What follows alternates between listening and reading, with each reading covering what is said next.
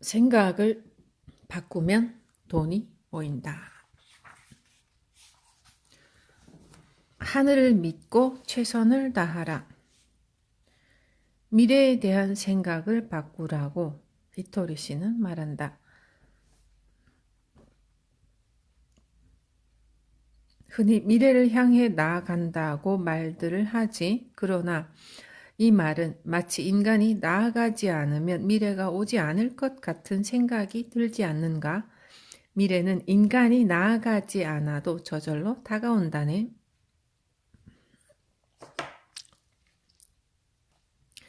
미래를 향해 나아간다는 말은 미래에 무엇이 있는지를 알 경우이다. 그러나 그것은 극히 예외적인 경우에만 해당한다고 히토리 씨는 말한다. 예를 들어 중고등학생이나 대학생이라면 그 사람에게 몇 년 후에 닥칠 수 있지.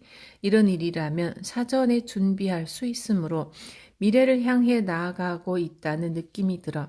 그러나 대부분의 경우 미래에 무슨 일이 일어날지 예측하기 어렵고 갑작스럽게 일어난다네. 인간이 바라든 바라지 않든 미래는 찾아온다네. 자신이 나아가지 않으면 미래는 오지 않는다고 착각하고 아무것도 하지 않으면 미래는 오지 않을 것 같은 생각이 든다. 저 앞에 좋지 않은 일이 있을 것 같아 아무것도 하지 않고 피하기만 한다면 그 좋지 않은 일이 일어나지 않을 것 같은 착각을 하는 것이다. 그렇지만 미래는 저절로 찾아온다. 물론 아무리 피한다고 해도 찾아온다. 이런 착각을 확실히 하기 위해 히토리 씨는 이렇게 말한다.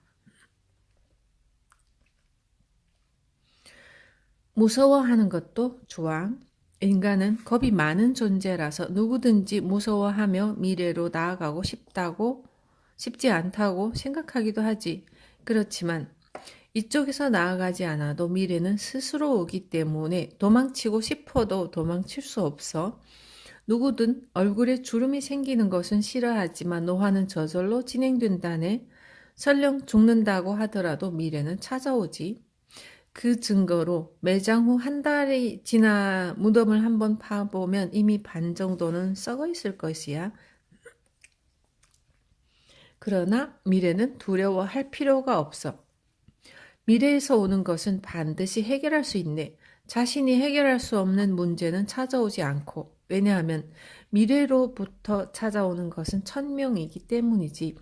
이 문제를 한번 풀어보라고 하늘이 문제를 내는 거야. 하늘이 내는 문제는 전부 스스로 풀 수 있다네. 그러므로 천명에 맡겨라. 그리고 그것이 찾아오면 최선을 다하게나. 그런 마음가짐으로 있으면 미래를 두려워할 필요가 없어.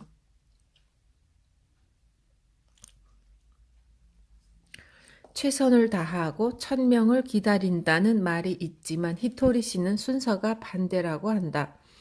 저절로 다가오는 미래는 미리 준비할 수 없다. 실제로 사건이 일어나야 그 대책을 세울 수 있고, 즉 인간은 천명을 믿고 최선을 다하는 것 이외에는 아무것도 할 수 없으므로 히토리 씨는 천명이 오면 안심하고 최선을 다하면 된다고 한다.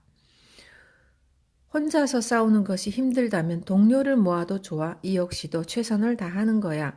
그 누구도 문제가 일어나기를 원하지는 않지만 이미 일어난 문제는 바꿔서 생각해보자. 그냥은 쉬어서 마실 수 없는 레몬에 설탕을 넣으면 레모네이드가 되지. 이렇게 조금만 생각을 바꾸어 보면 맛있게 먹을 수 있어. 위기는 기회라네. 원하지 않아도 발생하는 문제는 그렇게 생각을 바꿔보자. 문제가 일어나서 사태가 변한다면 그것도 기회가 될 수 있어. 견해를 조금만 바꾸어 보면 위기를 기회로 만들 수 있다. 히토리 씨는 또 말했다. 미래는 저절로 찾아오는 천명이다. 천명은 최선을 다하면 극복할 수 있다. 미래에 찾아오는 천명을 두려워하지 말고 당당하게 최선을 다하면 분명 기회가 될 것이다. 웃는 얼굴은 훈련으로 만들 수 있다. 모든 일은 생각하기에 따라 긍정적으로도 부정적으로도 받아들일 수 있다. 필자를 비롯한 10명의 제자는 히토리 씨로부터 자신은 언제나 행복한 사람이라고 생각할 수 있는 방법과 그런 생각이 들도록 자신을 바꿀 수 있는 방법을 배웠다. 여기에 그 방법을 소개해 보고자 한다. 항상 행복하다고 생각하기 위해서는 무엇보다 웃는 얼굴로 지내는 것이 중요하다. 한번 해보면 알겠지만 웃는 얼굴로 우울한 이야기를 하거나 기분 나쁜 일을 생각하기란 쉽지 않다. 그렇기 때문에 웃는 얼굴로 있으면 자연히 생각이 밝아지게 되고, 즉 조금 억지로라도 얼굴 근육을 웃는 얼굴이 되도록 움직이고 있으면 그러는 동안 마음도 밝게 변하는데 이것은 아주 편리한 현상이다. 그저 생각을 밝게 하라는 말을 듣더라도 자신의 의지로서는 좀처럼 힘들지만 근육을 움직이는 것은 자신의 의지로도 가능하다. 게다가 근육은 훈련만으로도 얼마든지 단련할 수 있다. 실제로 훈련 여하에 따라 특별히 의식하지 않고도 항상 웃는 얼굴로 있을 수도 있다. 다시 말해 얼굴 근육을 훈련해서 자신의 성격을 밝게 바꾸는 일은 아주 간단하면서도 하기 쉬운 성격 개조법이다. 그러면 우리가 히토리 씨로부터 배운 훈련 방법을 소개하겠다. 히토리 씨는 자신이 지금 어떤 표정을 하고 있는가를 체크하기 위해 자주 거울을 본다. 히토리 씨는 거울을 통해 자주 표정을 체크하는 것으로 웃는 얼굴을 습관으로 만들었다. 사람들은 자신이 평소에 어떤 표정을 하고 있는지 잘 모른다. 그렇기 때문에 자신도 모르게 퉁명스러운 표정을 지을 때가 있다. 그러나 자신의 표정을 알 수 있다면 언제든지 웃는 얼굴을 지을 수가 있다. 히토리 씨에게 배운 대로 우리도 즉시 거울을 사와서 자신들의 표정을 체크했다. 우리 사무실에는 각자의 책상 위와 전화기 앞에 반드시 거울이 하나씩 놓여 있다. 전화를 하는 동안 자신이 어떤 표정을 짓는지 알 수 없다. 자신도 모르는 사이에 투명한 얼굴로 말을 할 때도 있는데 그런 때는 직접 만나서 이야기할 때보다 더 좋지 않은 말투를 쓰게 되지만 거울을 전화기 앞에 두면 자신의 얼굴을 반드시 보게 된다. 거울로 표정을 체크하면서 이야기하므로 전화 중에도 웃는 얼굴로 있을 수 있게 되는 것이다. 이와 같이 평소에 느끼지 못할 때도 자신이 웃는 얼굴로 있도록 거울을 확인할 수 있다. 이외에도 우리가 게임을 하면서 웃는 얼굴 훈련을 한다. 우선 책상이 놓여 있는 사이에 양쪽 사람이 각자 100원씩 놓아둔다. 그리고 어느 한 사람이 웃는 얼굴을 하고 있지 않으면 다른 한 사람이 100원을 가지도록 한다. 100원을 빼앗긴 사람은 다시 100원을 놓아둔다. 이런 방법으로 하루에 얼마나 빼앗기는가 하는 게임이다. 이렇게 해서 이번 주에는 3만 원이나 잃었다라든지 저 사람은 이번 달에 10만 원이나 모았다라고 하면서 즐긴다. 이런 게임을 통해 즐기면서도 웃는 얼굴을 훈련할 수 있다. 웃는 얼굴은 마음을 밝게 한다. 웃는 얼굴은 노력과 아이디어로 만들 수 있다. 이것을 염두에 두고 미소 짓는 얼굴을 훈련해보자. 언제나 밝은 마음으로 있을 수 있다.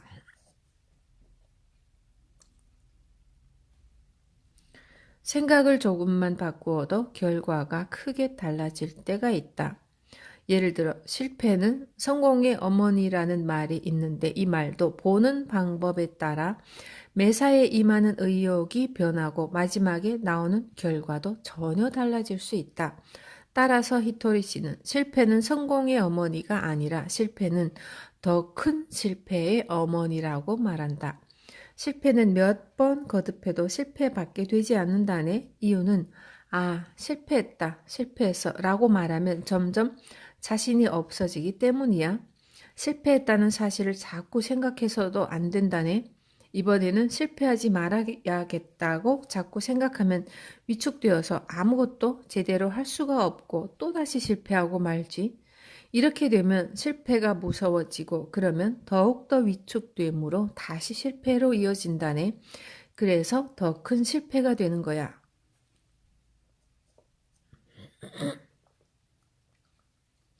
즉, 실패는 기분을 위축시켜 다른 실패를 부른다. 그래서 히토리 씨는 이렇게 말한다. 잘 되지 않는 일이 있더라도 그것을 실패했다고 생각해서는 안 된다네. 그것은 실패가 아니라고 생각해야 하지. 그리고 자신에게 이렇게 타일러야 하네. 이것은 작은 성공이다. 이런 사고가 성공하는 비결이라네. 그렇다면 이런 사고의 전환이 어째서 성공으로 이어지는가? 히토리 씨는 발명왕으로 유명한 에디슨을 예로 들면서 설명했다. 에디슨이 전구를 발명할 당시 전구의 필라멘트에 적합한 물질을 몇 번이나 시험해서 겨우 찾아냈어. 그때 에디슨이 시험에서 실패한 물질은 몇백, 아니 몇천은 되었을 거야. 그만큼 방대한 시행착오 끝에 전구의 필라멘트에는 대나무가 적당하다는 것을 겨우 발견해서 전구라는 세기의 발명이 성공했다네. 이때 어떤 사람이 에디슨에게 이렇게 물었어. 그렇게 실패는 거듭하고도 용케 포기하지 않았네요. 그러자 에디슨은 의아스러운 표정으로 이렇게 대답했다네. 나는 한 번도 실패한 적이 없어. 필라멘트에 적합하지 않은 물질을 많이 발견한 기억은 있지만 실패한 기억은 한 번도 없어. 그는 이것을 시험해도 아니고 저것을 시험해도 아닌 것을 반복했지만 이 물질은 아니다라는 것을 알았을 때 그것을 실패로 받아들이지 않고 필라멘트에 적합하지 않은 물질을 하나 발견했다고 생각했던 거야. 즉 작은 성공이라고 생각하는 거지. 그리고 좋아, 이것은 아니군. 다음은 어떨까라고 항상 미래지향적으로 생각했어. 그래서 몇백 번, 몇천 번의 실험도 조금도 고생스럽지 않았어. 아, 또 찾았다, 또 발견했다. 그렇게 생각하고 즐기면서 계속 할 수 있었어. 이렇게 작은 성공을 쌓아감으로써 큰 성공으로 이어갔던 거야. 에디슨이 이 상황을 실패로 생각했다면 성공하지 못했겠지. 아, 실패다. 다음에도 실패하면 어떡하나? 역시 실패구나 라고 생각하면 점점 회의가 들고 다음 실패가 두려워진다네. 그래서 연구를 그만두었다면 전구를 발명하지 못했을 거라네. 이것은 장사할 때도 마찬가지다. 만약 어떤 상품이 팔리지 않았다고 하더라도 실패했다고 생각하면 의욕을 잃는다. 여기서 그렇군. 손님들은 이런 것을 원하지 않아. 좋아, 이제 알겠어. 라고 생각하면 그것을 작은 성공으로 받아들일 수가 있다.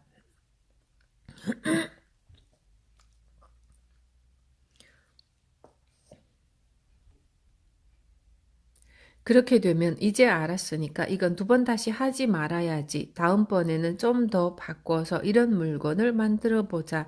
라고 다음을 향해 도전할 의욕이 넘치게 된다. 이렇게 작은 성공을 이루어 가다 보면 마침내 좋은 물건을 만들 수가 있다. 이처럼 작은 성공을 쌓아가는 것은 적음과도 같다고 히토리 씨는 말한다. 평소에 입에 담는 말이나 생각이 비축되어서 마침내 큰 성공을 거둘 수 있다네. 큰 성공은 갑자기 이루어지지 않아. 저축된 작은 성공이 큰 성공으로 보이는 것뿐이지. 무슨 일이 잘 되지 않을 때는 이렇게 생각하라. 실패가 아니라 작은 성공이라고 생각한다. 그리고 이 작은 성공을 저축한다. 이런 사고방식이 성공을 위한 열쇠이다.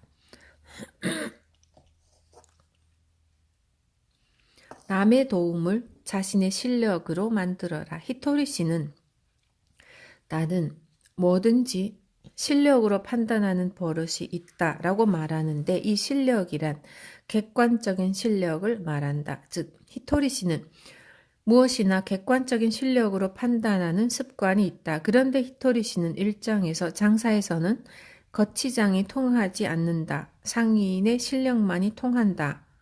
라고 말했고 이 말만으로는 무엇이 거치장이고 무엇이 실력인지 알기 어렵다. 히토리 씨는 상인의 실력에 대해 다음과 같이 말한다. 간단히 말해 실력이란 그 사람의 종합적인 힘, 즉 그 사람이 가지고 있는 모든 힘이라네. 만일 누군가가 진짜 곤란할 때 내가 도움을 준다면 내 도움도 그 사람의 실력에 들어가지. 사람들은 부모의 후광이라는 말을 종종 하는데 부모에게 대단한 위력이 있어서 자식에게 무언가를 해줄 수 있다면 그 역시 실력에 들어간다고 볼 수 있네. 하지만 손님은 부모의 후광 때문에 물건을 사지는 않지.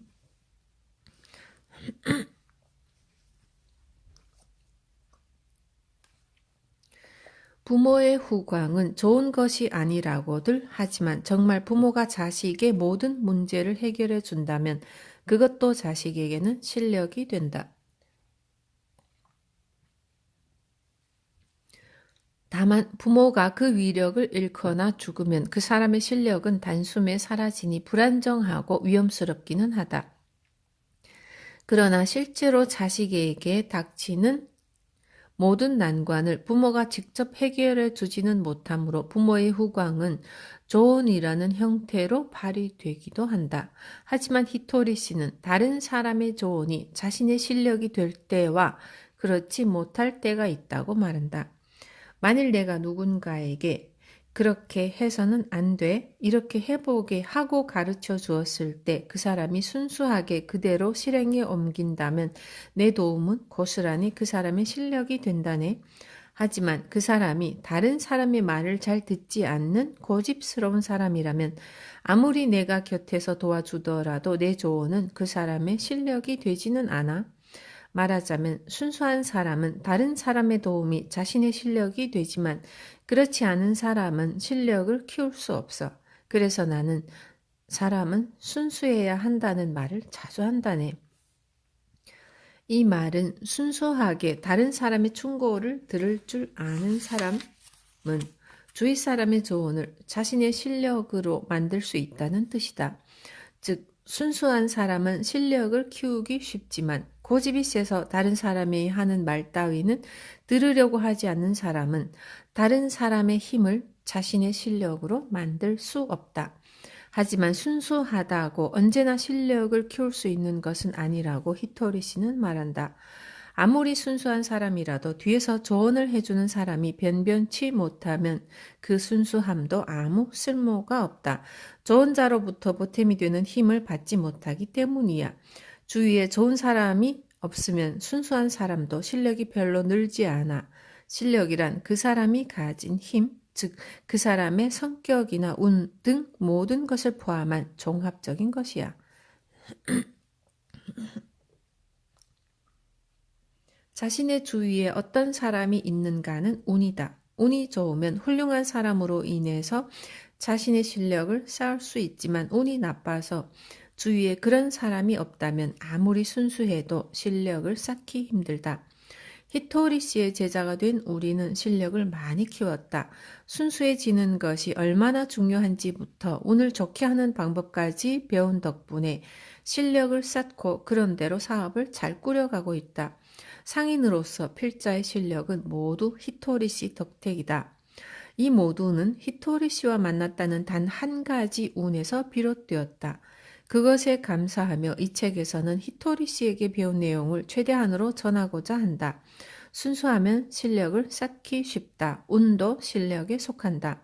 여기서는 우선 이 말을 기억하기 바란다. 당신도 히토리 씨의 가르침을 따른다면 분명히 인생이 보람있고 돈 또한 많이 벌 수 있다. 쉽고 간단할수록 수입은 10배로 늘어난다. 만일 수입을 10배로 늘리는데 지금보다 10배 더 노력해야 한다면 이것은 불가능한 일이다. 예를 들어 1년에 1억을 버는 사람이 놀면서 번다면 모를까. 열심히 노력해서 번다면 그 사람이 지금보다 10배 노력해서 10억을 벌기란 무리한 일이다. 그 사람은 10억을 벌기도 전에 죽을지도 모르지만 실제로 10억을 버는 사람이 있으니 전혀 불가능한 일만도 아니다. 거기에는 무엇인가 남다른 방법이 있기 때문이다. 히토리 씨는 이렇게 말한다. 10배 더 벌고 싶다면 일을 10배 간단히 만들어라. 하루 24시간은 10배 더 벌기 위해 10배로 노력하기에는 너무 짧은 시간이다. 또 지금도 너무 힘들게 일하고 있기 때문에 10배로 더 힘들게 할 수는 없어. 그보다는 지금 하는 일을 10배 더 간단히 할 수 없는지 생각해 보아야 한다네. 즉 10배 더 간단한 방법을 찾아보자. 그 방법을 찾아낸다면 이익은 10배로 늘어난다네. 즉, 수입을 10배로 하려면 지금까지 해왔던 방법에서 일의 양을 늘릴 수 없으므로 일의 질을